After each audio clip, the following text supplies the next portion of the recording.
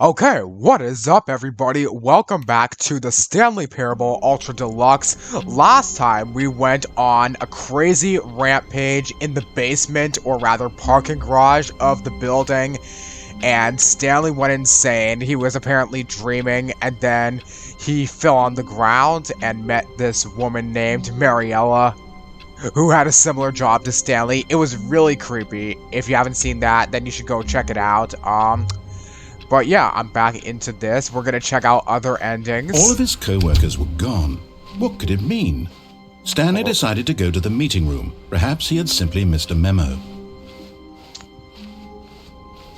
Alright, we're gonna go back to the right When here. Stanley came to a set of two open doors, this was not the correct way to the meeting room, and Stanley knew it perfectly well. Alright, so yeah, Perhaps last he time... wanted to stop by the employee lounge first, just to admire it. Yeah, so last time was a creepy Yes, ending. truly a room worth admiring. It had really been worth the detour after all, just to spend a few moments here in this but eager to get back to business. Alright, we're going Stanley straight. took the first open door on his left. Here we go, straight ahead. Stanley was so bad at following directions, it's incredible he wasn't fired years ago. You're damn right, was to say. Warning, do not jump from the cargo lift while in motion will cause death. Penalty for misuse of cargo lift, $1,000 fine. Penalty for jumping off the cargo lift, $5,000. Damn. What can I jump off of here? Okay, that's probably stupid. No, that's stupid. Why would I do that? Look, Stanley, I think perhaps we've gotten off on the wrong foot here. I'm not your enemy, really, I'm not. Alright, I'm gonna go all the way up here. I realize that investing your trust in someone else can be difficult, but the fact is that the story has been about nothing but you all this time. There's someone you've been neglecting, Stanley. Someone you've forgotten about. Please, stop trying to make every decision by yourself. Now, I'm not asking for me, I'm asking, this is it, Stanley. Your chance to redeem yourself. To put your work aside, to let her back into your life. She's been waiting.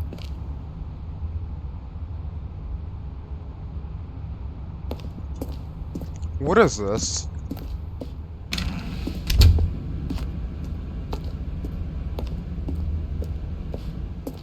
Oh, crap.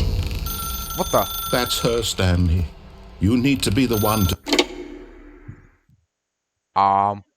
Hello? What the? Oh, Stanley, is that you? Hold on, sweetie. Sorry to keep you waiting. I'm just pulling the bread out of the oven. Okay. All right. This is my Okay, apartment? there we go. All right, now, I want you to come in and tell me all about your day. Gotcha! Oh, come on. Did you actually think you had a loving wife who'd want to commit their life to you? I'm trying to make a point here, Stanley. I'm trying to get you to see something. Come inside. Let me show you what's really going on here. Sorry, but you're in my story now. This is a very sad story about the death of a man named Stanley. What?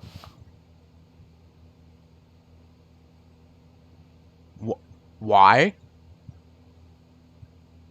Stanley is quite a boring fellow.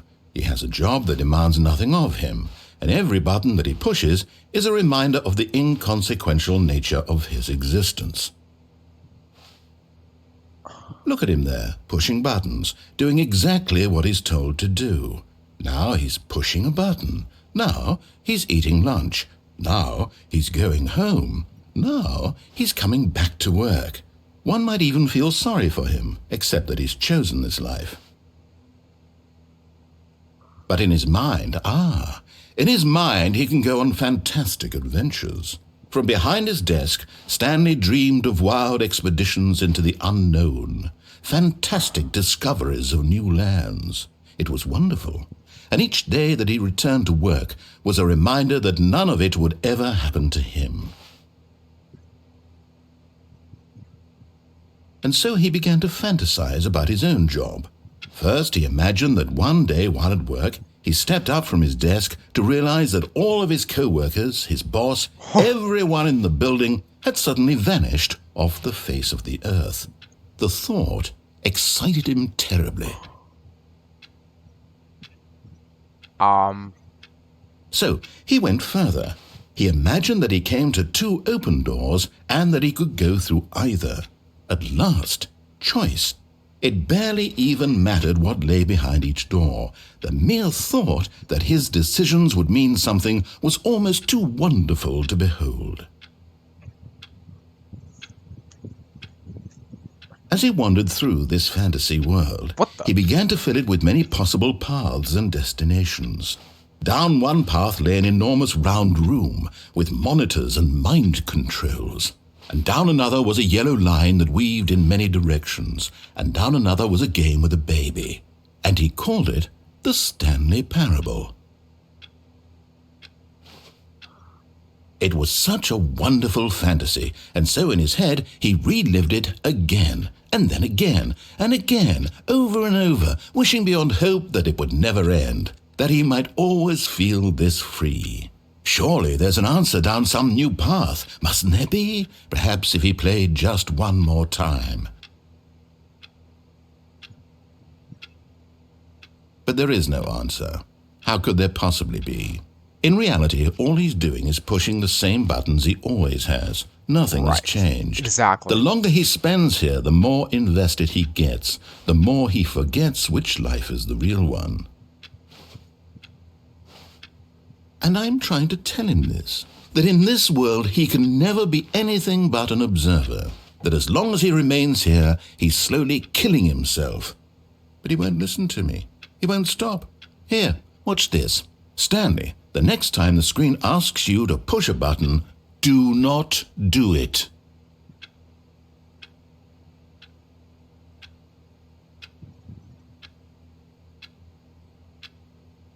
Alright, I'm not pushing any buttons right now. I'm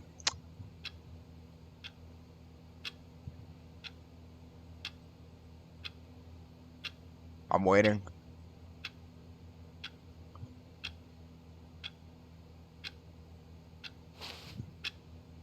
Okay, it's been a few seconds. You see? Okay. Can he just not hear me? How can I tell him in a way that he'll understand that every second he remains here, he's electing to kill himself? How can I get him to see what I see? How can I make him look at himself?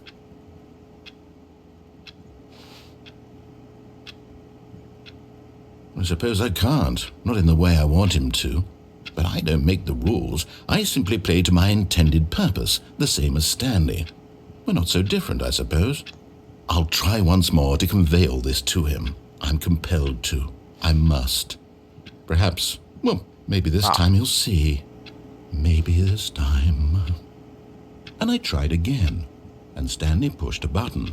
And I tried again, and Stanley pushed a button. Why? And I tried. My dad.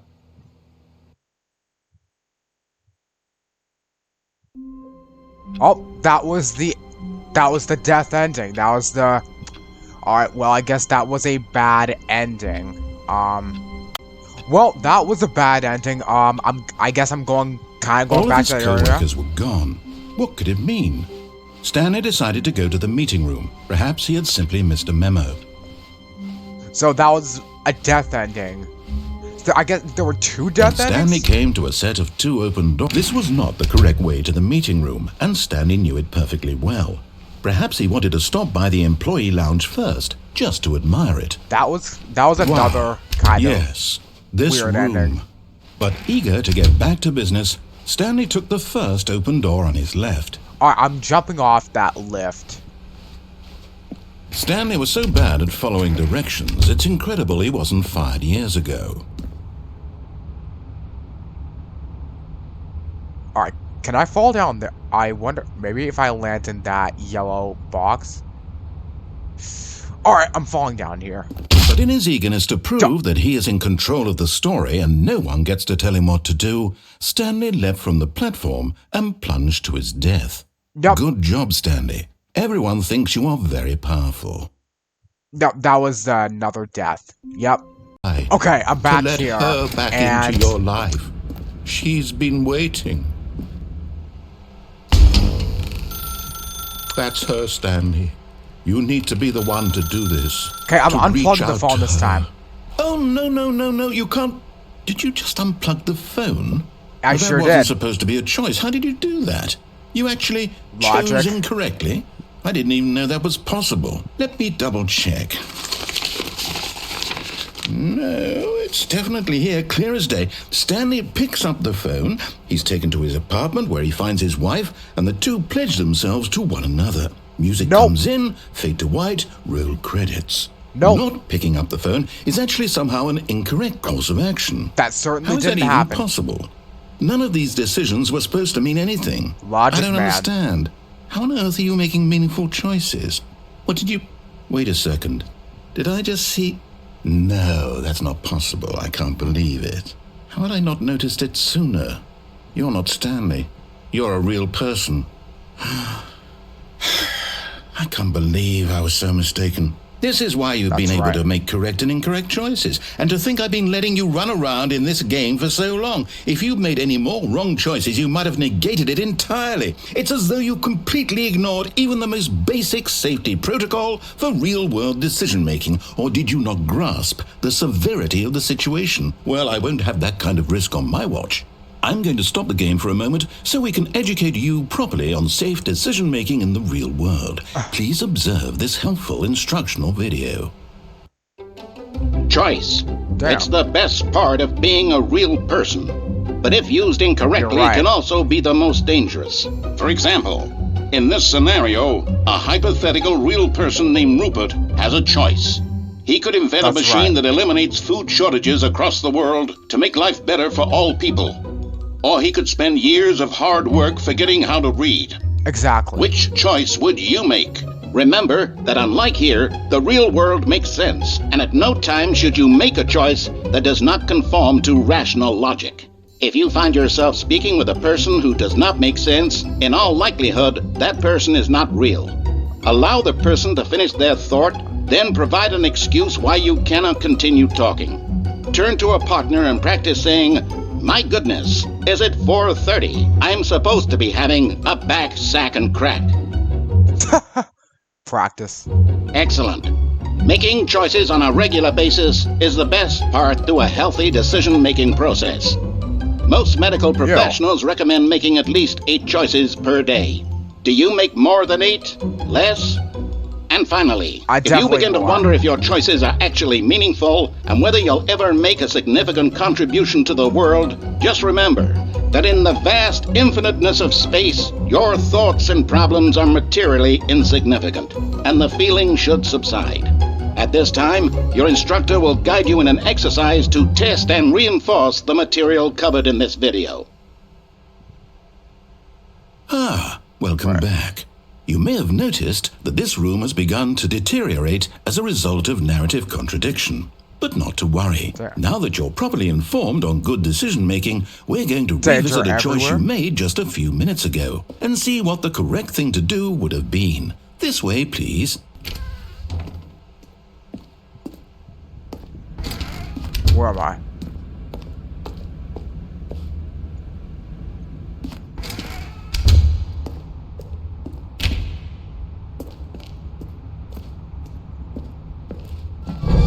Now that we know your choices are meaningful, we can't have you jumping off the platform and dying. Imagine the main character dying senselessly halfway through the story. That story would make no sense at all. We just need to get you home as soon as possible before the narrative contradiction gets any worse. Unfortunately, it seems this place is not well equipped to deal with reality.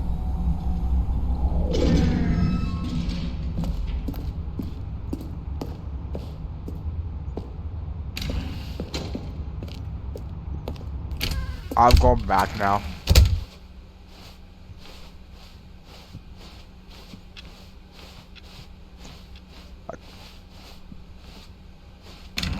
Almost there. You'll take the door on the left, back to the correct ending, the story will have resolution once again, and you'll be home free in the real world.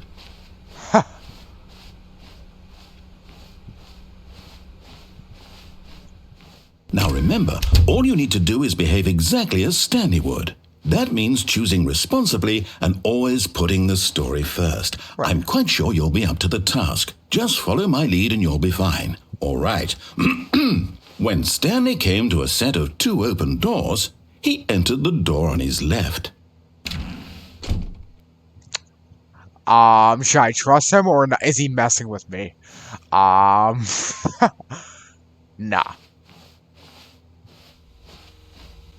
No! Why did you do that? Quickly, hurry back in the other direction. Perhaps we're not too late. Okay. It's forcing me to.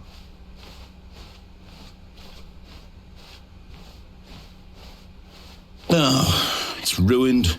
I can't believe, after everything we talked about, that my story, you've destroyed my work. Why? For what? What did you get out of that? What did you think was so special about seeing the game undone, left here like so much garbage? It's worthless now. And what am I supposed to do? Even if there were a way to continue, would it be worth it? Employ... To know that my story is now incorrect? How can I go back to that? Slides to... I can't erase that knowledge. I'll have to live with it forever, reliving its impossibility forever. Productive I work. couldn't live that way. Is it better to shut the game down entirely? To willingly destroy all of my work? I don't know. What's the answer? What do I do? What do I do? What do I... No, I have to. I have to shut the game down. I have to. I have to.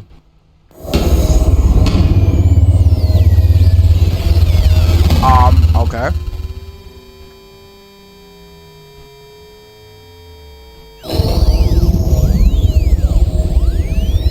What's happening? I'm here. I'm still here. Here in this pile of rubbish. With you. You, who thought you were so clever. Now look where we are. My entire game is destroyed. It was the only thing in the world that was mine, and you've run it into the ground. What, did you think that would be funny? You just had to see? Didn't I impress upon you how important it was to be like Stanley? He actually knows how to do what I tell him to. He understands that if I say to do something, there's a damn good reason for it. That thought hadn't even occurred to you, had it? That there's a world outside of you? You're a child. Oh, my story. The ruins. If you'd just gone through the door on the left, you would have seen it. There was a whole underground facility. You would have destroyed it and been victorious. It would have been so perfect. I worked so hard on it. Nope. I tried so hard to make...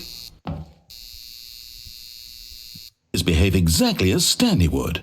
That means choosing responsibly and always putting the story first. I'm quite sure you'll be up to the task. Just follow my lead and you'll be fine. All right.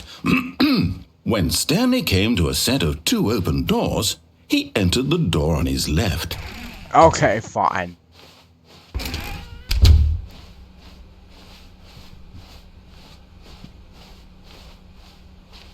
Yet there was not a single person here either. Feeling a wave of disbelief, Stanley decided to go up to his boss's office, hoping he might find an answer there. Am I going back to... Coming to a staircase, Stanley walked upstairs to his boss's office. Maybe it'll be different. Oh, why is this different? Stepping inside his manager's office, Stanley was once again stunned to discover not an indication of any human life. Shocked, unraveled, Stanley wondered in disbelief who orchestrated this, until he saw the door with a voice receiver next to it. Surely behind this door lay all the answers to his questions. And beyond all probability, he knew the passcode. He had seen it on his boss's computer just last week. Nightshark 115.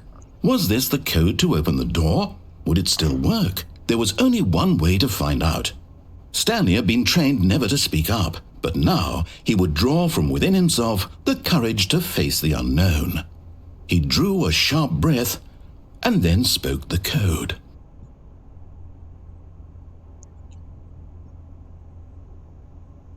Nightshark 115. Stanley spoke the code. Nightshark 115. He spoke it into the receiver, right there on the wall. Nightshark 115. I'm sorry, is there a problem? You didn't mishear me, did you? Please speak the code into the receiver. Otherwise, we can't get on with the story. This is a crucial step. Night Shark 115. It's broken. Okay, fine. You're not going to do it. But you know what? It's pretty humiliating to bring you this far, only for you to suddenly decide you have better things to do. I asked you for this one single thing, for your respect. The kind of respect Stanley shows for his choices. He knows what it means to take a story seriously. If you didn't want to see what I had to show you, then why did you come here? You had a choice, you know. You could have gone through the door on the right. You could have done whatever the hell you wanted over there. Why did you come this way? Speak. Say something to me. Explain yourself, you coward. You... When Stanley came to a set of 2 open doors, he entered the door on his left. Yup. Stanley? Hello? Are you... Is everything okay? Stanley, please. I need you to make a choice. Oh. I need you to walk through the door. Are you listening to me? That's another ending. Is everything all right? Stanley, this is important. Huh. The story needs you. It needs you to make a decision. It cannot exist without you. Do you understand me? Whatever choice you make is just fine. They're both correct. You cannot be wrong here. We can work together. I'll accept whatever you do. I simply need you to take that step forward, please. Choose. Do something. Anything. This is more important than you can ever know. I need this. The story needs it. So, Maybe. You hear me? Are you there? Are you listening to this? Stanley, are you there? Okay. It's okay, I can wait. You need time to decide. Time to make sure your choice is correct. That is the best choice. That's all right. I'll wait for you to decide what's the right thing to do. Take as much time as you need.